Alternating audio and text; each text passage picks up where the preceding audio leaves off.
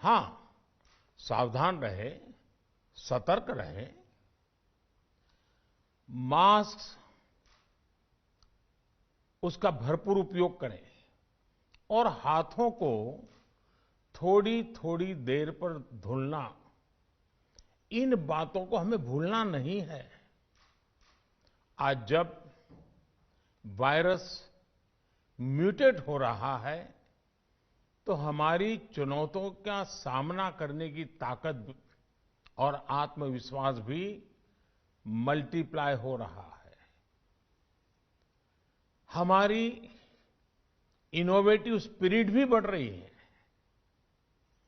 आज देश के पास 18 लाख आइसोलेशन बेड्स हैं, 5 लाख ऑक्सीजन सपोर्टेड बेड्स हैं, 1,40,000 आईसीयू बेड्स हैं। आईसीयू और नॉन आईसीयू बेड्स को मिला दें तो 90,000 बेड्स विशेष तौर पर बच्चों के लिए भी हैं। आज देश में 3,000 से ज्यादा पीएसए ऑक्सीजन प्लांट्स काम कर रहे हैं। 4 लाख ऑक्सीजन सिलेंडर्स देश भर में दिए गए हैं। राज्यों को जरूरी दवाओं की बफर डोज तैयार करने में सहायता की जा रही है। उन्हें पर्याप्त टेस्टिंग किट्स भी मुहैया कराई जा रही है। साथियों, कोरोना वैश्विक महामारी से लड़ाई का अब तक का अनुभव यही बताता है कि व्यक्तिगत स्तर पर सभी दिशा निर्देशों का पालन कोरोना से मुकाबले का बहुत बड़ा हथियार है। और दूसरा हथियार है वैक्सीनेशन।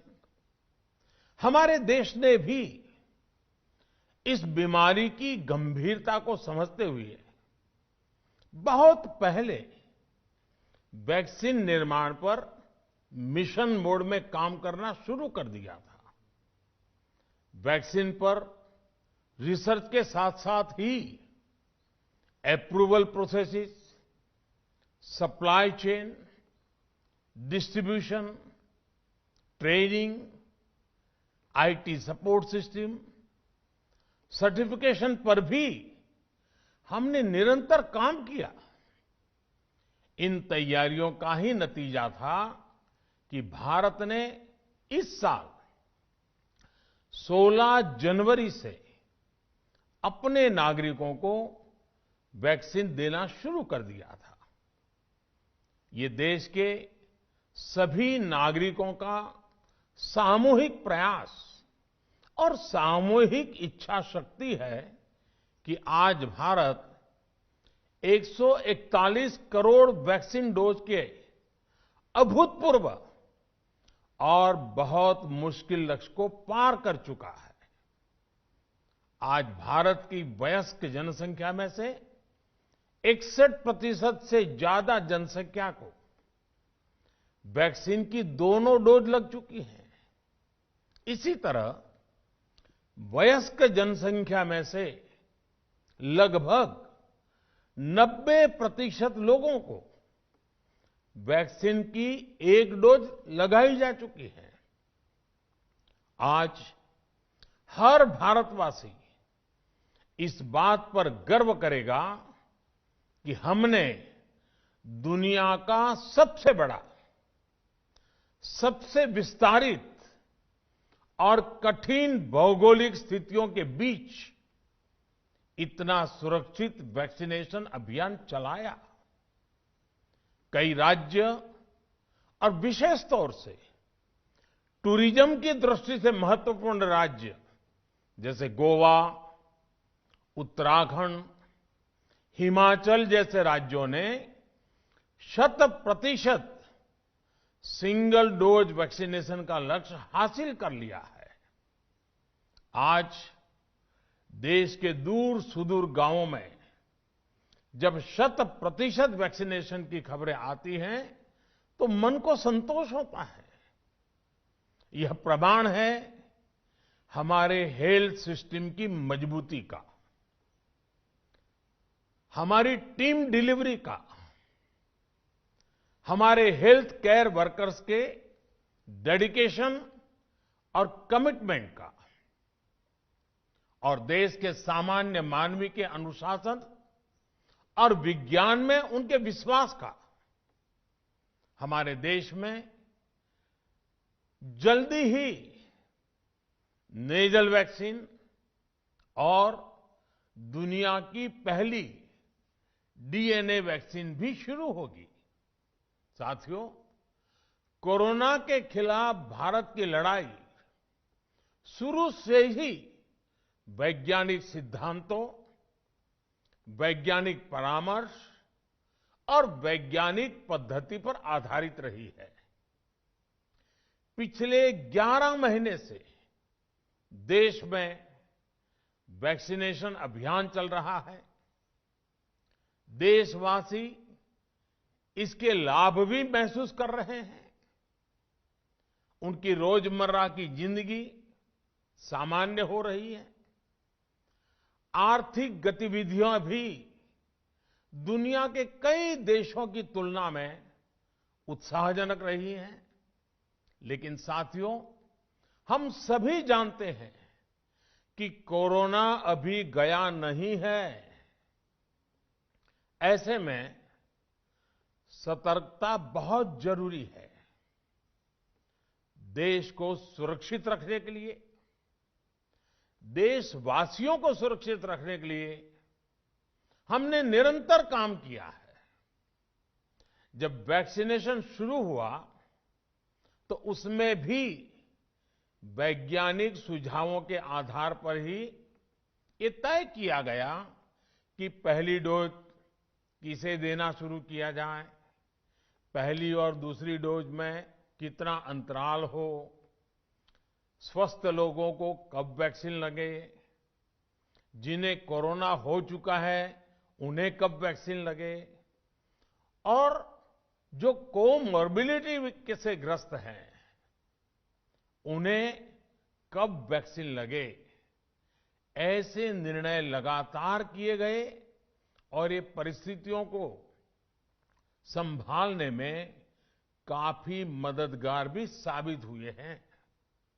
भारत ने अपनी स्थिति परिस्थिति के अनुसार भारत के वैज्ञानिकों के सुझाव पर ही अपने निर्णय लिए हैं। वर्तमान में ओमिक्रॉन की चर्चा जोरों पर चल रही है। विश्व में इसके अनुभव भी अलग अलग है, अनुमान भी अलग अलग है। भारत के वैज्ञानिक भी इस पर पूरी बारीकी से नजर रखे हुए हैं, इस पर काम कर रहे हैं। हमारे वैक्सीनेशन को आज जब 11 महीने पूरे हो चुके हैं तो सारी चीजों का वैज्ञानिकों ने जो अध्ययन किया है और विश्व भर के अनुभवों को देखते हुए आज कुछ निर्णय लिए गए हैं। आज अटल जी का जन्मदिन भी है, क्रिसमस का त्योहार भी है, तो मुझे लगा कि इस निर्णय को आप सबके साथ साझा करना चाहिए। साथियों, 15 साल से 18 साल की आयु के बीच के जो बच्चे हैं, अब उनके लिए देश में वैक्सीनेशन प्रारंभ होगा। 2022 में 3 जनवरी को सोमवार के दिन से इसकी शुरुआत की जाएगी। ये फैसला कोरोना के खिलाफ देश की लड़ाई को तो मजबूत करेगा ही, स्कूल कॉलेजों में जा रहे हमारे बच्चों की और उनके माता पिता की चिंता भी कम करेगा। साथियों, हम सबका अनुभव है कि जो कोरोना वॉरियर्स हैं, हेल्थ केयर और फ्रंटलाइन वर्कर्स हैं, इस लड़ाई में देश को सुरक्षित रखने में उनका बहुत बड़ा योगदान है। वो आज भी कोरोना के मरीजों की सेवा में अपना बहुत समय बिताते हैं। इसलिए प्रिकॉशन की दृष्टि से सरकार ने निर्णय लिया है कि हेल्थ केयर और फ्रंटलाइन वर्कर्स को वैक्सीन की प्रिकॉशन डोज भी प्रारंभ की जाए। इसकी शुरुआत 2022 में 10 जनवरी सोमवार के दिन से की जाएगी। साथियों, कोरोना वैक्सीन का अब तक का ये भी अनुभव है कि जो अधिक आयु वाले हैं और पहले से ही किसी न किसी गंभीर बीमारी से पीड़ित है, उन्हें प्रिकॉशन लेना सलाह योग्य है। इसको ध्यान में रखते हुए 60 वर्ष से ऊपर की आयु के कोमॉर्बिडिटी वाले नागरिकों को उनके डॉक्टर की सलाह पर वैक्सीन की प्रिकॉशन डोज का विकल्प उनके लिए उपलब्ध होगा। ये भी 10 जनवरी से प्रारंभ होगा। साथियों, मेरा एक आग्रह है कि अफवाह, भ्रम और डर पैदा करने के जो प्रयास चल रहे हैं, उनसे बचना चाहिए। हम सभी देशवासियों ने मिलकर अब तक दुनिया का सबसे बड़ा वैक्सीनेशन अभियान चलाया है। आने वाले समय में हमें इसको और गति देनी है और विस्तार देना है। हम सभी के प्रयास ही कोरोना के खिलाफ इस लड़ाई में देश को मजबूत करेंगे। आप सबका बहुत बहुत धन्यवाद।